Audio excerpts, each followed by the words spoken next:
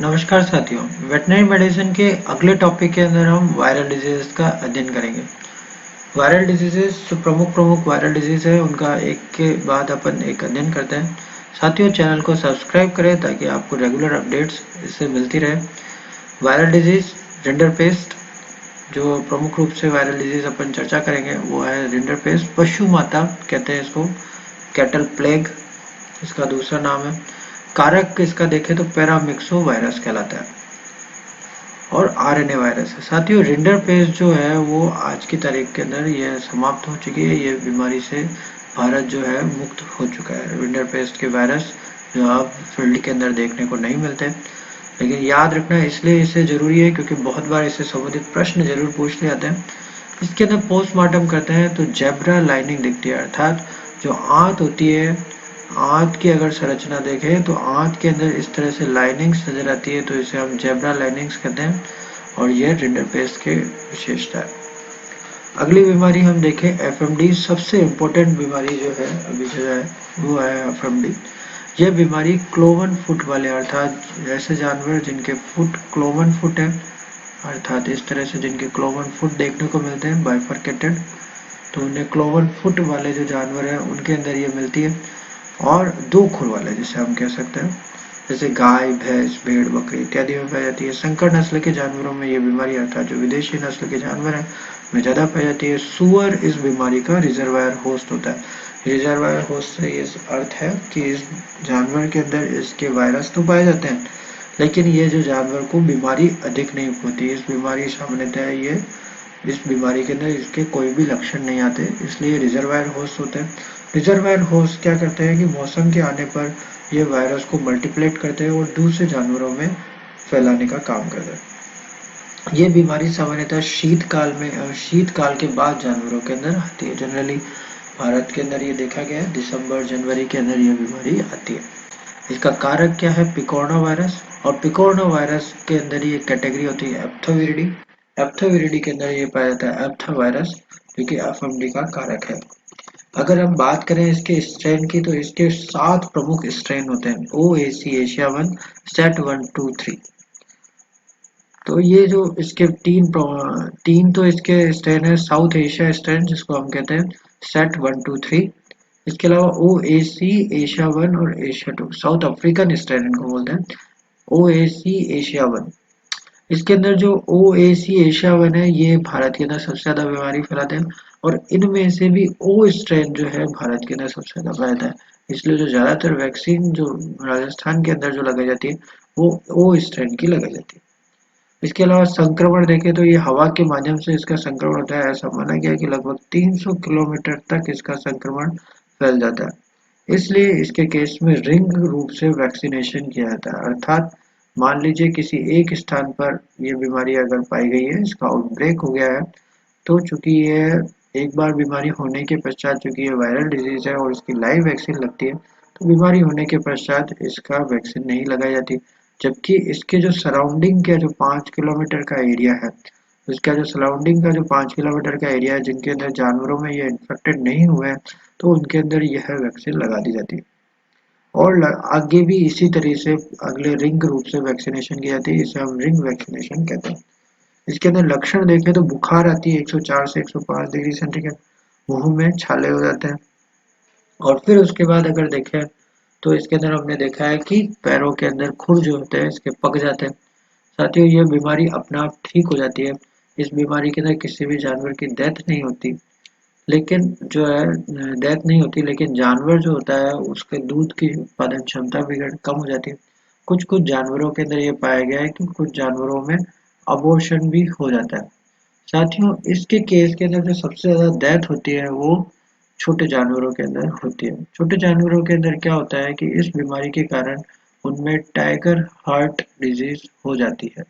Tiger heart disease इस बीमारी को इसलिए कहते हैं क्योंकि जो छोटे जानवर होते हैं उनका जो हार्ट होता है उसके अंदर टाइगर की तरह स्ट्रिप्स मिलती है। इस बीमारी के अंदर स्ट्रिप्स मिलना शुरू हो जाती है, पट्टियां मिलती है, और ऐसे जानवरों की जो छोटे बच्चे होते हैं जो कि 3 से 5 6 महीने के होते हैं, उनके अंदर इस तरह की बीमारी टाइगर हार्ट डिजीज देखने को मिली है, जो कि एफएमडी वायरस के कारण होती है और उसके कारण उनमें मृत्यु भी हो जाती है।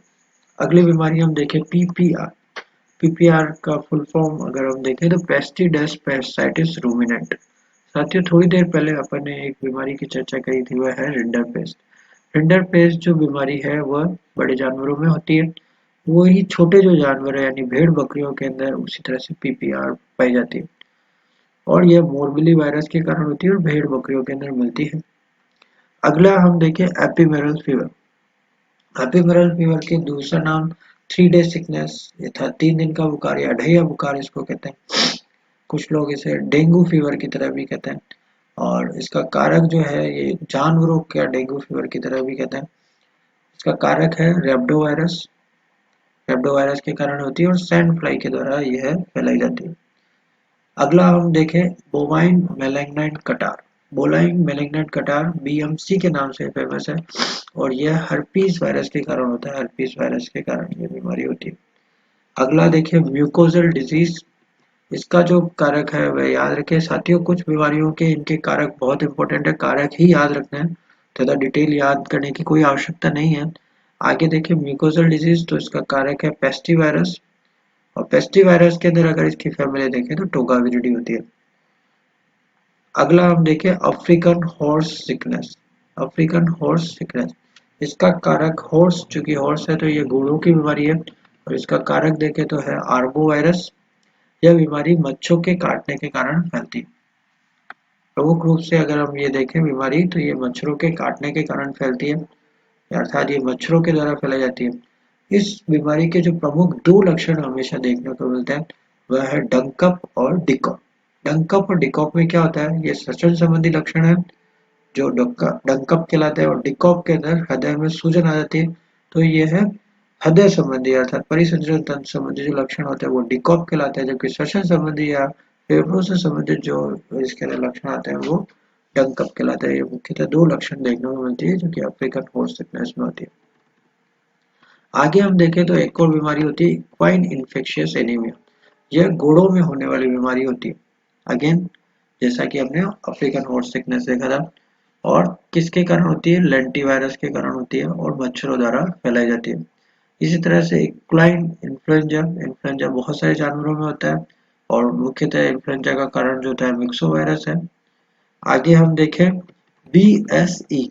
बीएसई का फुल फॉर्म है बोवाइन स्पंजिफॉर्म एनसेफेलोपैथी।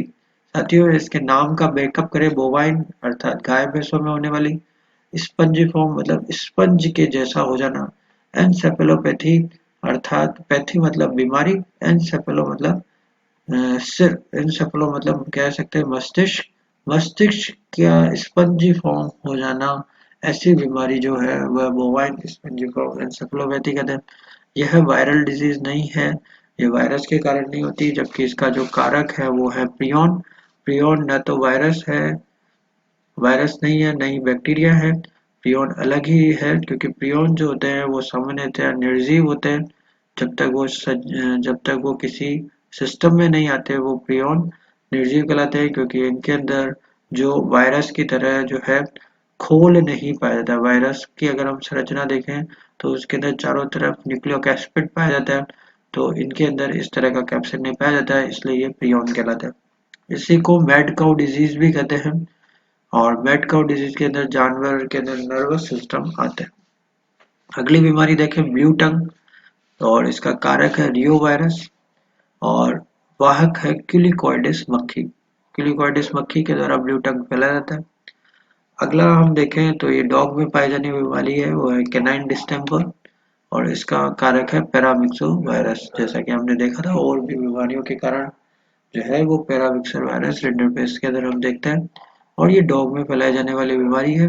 इसका हम देखते हैं कि वैक्सीन लगती है, मेगावैक्स 7 के नाम से जो है मार्केट के अंदर मिलती है, और उसके अंदर 7 बीमारियों से बचाव होता है जिसमें एक कैनाइन डिस्टेंपर भी है। अगला हम देखते हैं स्वाइन फीवर, होक कॉलेरा, और ये जो कारक है इसका टोगा वायरस, और इम्पोर्टेंट इसके अंदर देखने को मिलता है वो टर्की किडनी डिजीज है। इसके अंदर जो किडनी हो जाती है वो जानवर की अगर जब पोस्टमार्टम किया जाता है तो वो टर्की किडनी अर्थात उसके ऊपर इस तरह से किडनी के ऊपर धारियां मिलती है जो कि टर्की के अंडे की तरह नजर आती है, तो इसे हम टर्की किडनी डिजीज कहते हैं। अगला जो है